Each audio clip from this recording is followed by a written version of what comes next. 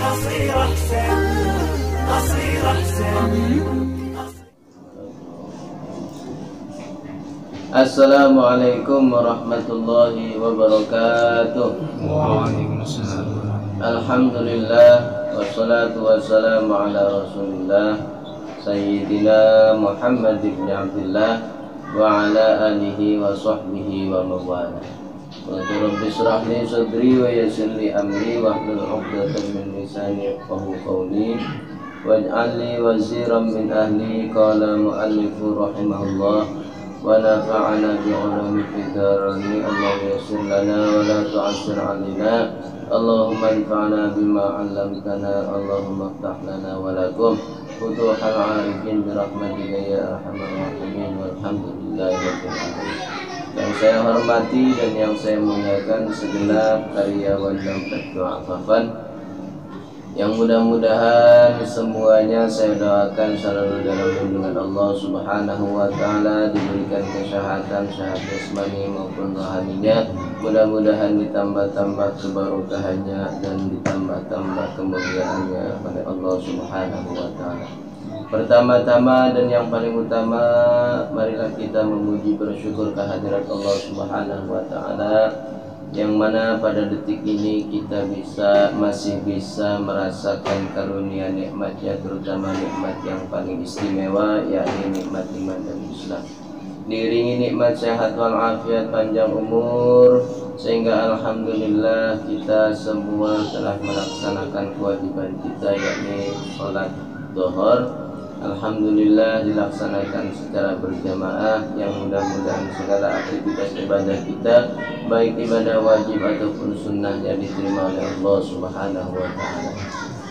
Salawat beserta salam tetap tercurah limpahkan kepada junjungan Nabi besar kita, Nabi Muhammad SAW, beserta keluarganya, para sahabatnya, para pengikutnya, atba'ut tabi'in, khususnya kita semua sebagai umatnya. Mudah-mudahan kita semua mendapatkan syafaatul uzma kelak nanti di yaumil mahsyar. Amin ya rabbal alamin. Alhamdulillah pada saat ini cuacanya sangat luar biasa, panas ya, garing banget pada menawan duit garing nih ya. Terus suara payung cepet ya, cepet digunting itu. Alhamdulillah, maha suci Allah Subhanahu wa Ta'ala yang telah menciptakan makhluknya di muka bumi ini secara berpasang-pasangan. Subhanalladzi khalaqal azwaja kullaha. Maha suci Allah yang telah menciptakan makhluknya secara berpasang-pasangan. Ada senang, ada susah, ada kaya, ada miskin, ya.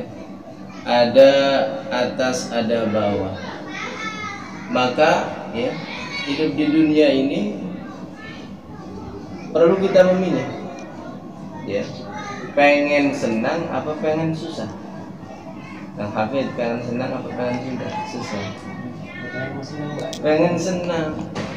Apalagi Kang Hafid yang rajin ibadah, ya, lagi yang rajin maksiat juga, kalau ketika ditanya pengen senang apa pengen susah, dia pasti memilih senang. Akan tetapi tidak banyak orang yang tahu, ya, tanda-tanda orang yang senang itu seperti apa.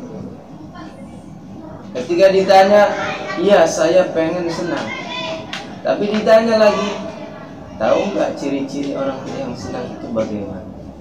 Jalannya bagaimana? Ya. Tidak semua orang mampu menjawab, terkecuali orang yang ngaji gitu.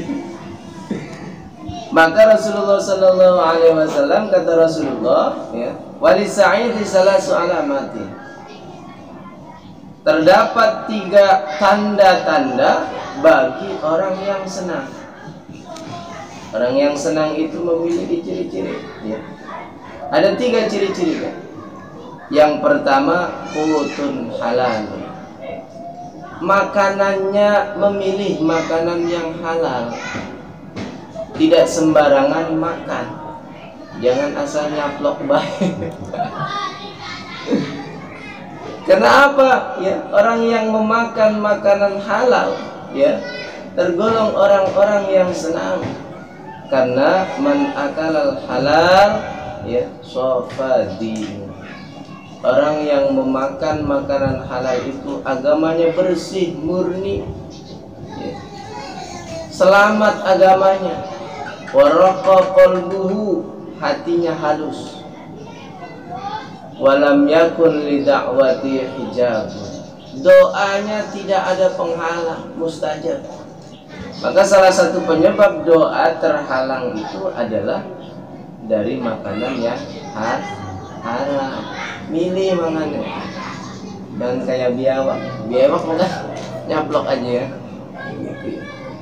Yang kedua, wa mujalasatul ulama, duduk bareng ulama, mendengarkan pengajian, ngaji.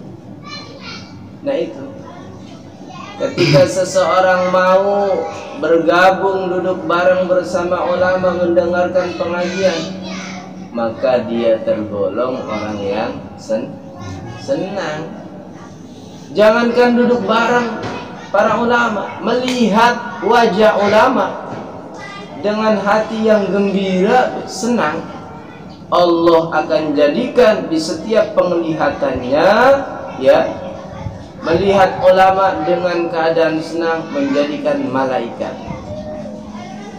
Malaikat yang tugasnya adalah yastaghfiru lahu ila yaumil qiyamah, memintakan doa kepada orang yang senang melihat ulama sampai hari kiamat. Itu tuh karena masya Allah ulama itu ya, al ulama warasatul anbiya, ulama itu pewaris para nabi. Makanya barang siapa yang memuliakan ulama, kata Nabi, maka ia bagaikan memuliakan aku.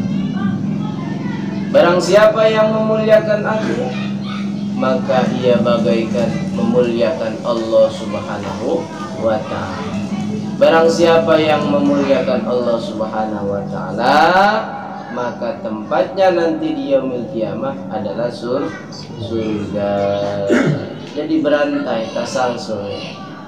Yang ketiga, wa sholawatul khamsu ma'al imam, salat 5 waktu berbarengan dengan imam, melakukan sholat berjamaah. Sholat berjamaah, orang yang rajin sholat berjamaah dijamin ya, hidupnya tenang, senang, jika sholatnya memenuhi syarat dan rukunnya. Gitu ya. Makanya kata Nabi, ketika seseorang mendengarkan azan langsung bergegas wudhu, kemudian menyempurnakan wudhunya, langsung melangkahkan kaki menuju masjid atau musola untuk melaksanakan sholat berjamaah, maka dia seperti orang yang ziarah kepada Allah Subhanahu wa ta'ala. Setiap langkah kakinya itu dihitung pahala ya. Setiap langkah kakinya dihitung pahala. Coba dari mes ke sini berapa? Dihitung aja ya. Kalau bakta motor, lamun ngebakta motor berarti setiap roda yang berputar itu adalah bernilai pahala. Makanya ada riwayat ya, ada riwayat, ada seorang sahabat ya konsultasi kepada Kanjeng Nabi Sallallahu Alaihi Wasallam, ya Rasulullah, kami semua ini pengen bikin masjid di dekat rumah ya, karena jarak masjid itu jauh ya dari rumah kami, maka kami pengen buat masjid di dekat rumah tuh ya, biar sholat berjamaahnya dekat ya, terus biar cepet ya, cepet nyampe gitu. Maka Rasulullah SAW mendapatkan wahyu dari Allah Subhanahu Wa Taala ya, surat Yasin yang ayatnya wa naktubu ma qaddamu wa atharahum wa kulla syai'in ahsaynahu fi imamin mubin. Tuh ya. Dari Kanjeng Nabi orang usah ya. Orang usah gawe masjid maning ning sing masjid sing parek ning wis masjid sing ado setiap langkah kaki ya untuk menuju sholat berjamaah ke masjid itu dihitung pahala dari Kanjeng Nabi. Makanya para sahabat ya tidak jadi buat masjid di dekat rumah karena setiap langkah kaki orang yang menuju masjid untuk bergegas melaksanakan sholat Jumat itu dihitung pahala. Masya Allah, makanya ganjaran sholat berjamaah itu pahala. Bahkan pahalanya ya lebih baik daripada sholat sendirian, tingkatannya 27 derajat. Bukan hanya ya manfaatnya bisa dirasakan di dunia, nanti kelak di yaumil akhirat pun manfaat sholat berjamaah itu akan kita rasakan. Termasuk nanti ketika kita sedang berada di alam kubur. Nah itu tuh ya. Jadi tanda-tanda ya orang yang senang. Yang pertama kutun halal, memilih makanan-makanan yang halal. Yang kedua mujalasatul ulama, duduk bareng para ulama, mendengarkan nasihat ulama, ngaji bareng ulama. Yang ketiga sholat 5 waktu secara berjamaah dengan imam. Kokok beluk manjing longan kain mangan weteng geruyuk-geruyuk dorong mangan. Karena waktu juga yang membatasi kita, ya mungkin hanya itu yang bisa saya sampaikan. Ya kurang lebihnya mohon maaf. Adhanallahu iyyakum ajma'in. Assalamualaikum warahmatullahi wabarakatuh. Waalaikumsalam.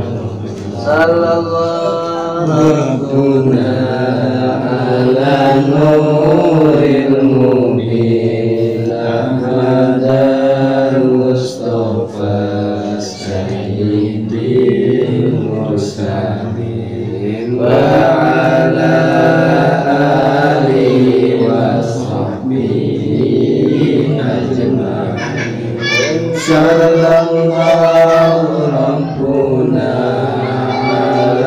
nuril mubin Ahmadal Mustafa Sayyidil Mursalin wa ala alihi wa sahbihi ajma'in. Sallallahu rabbuna ala nuril mubin Ahmad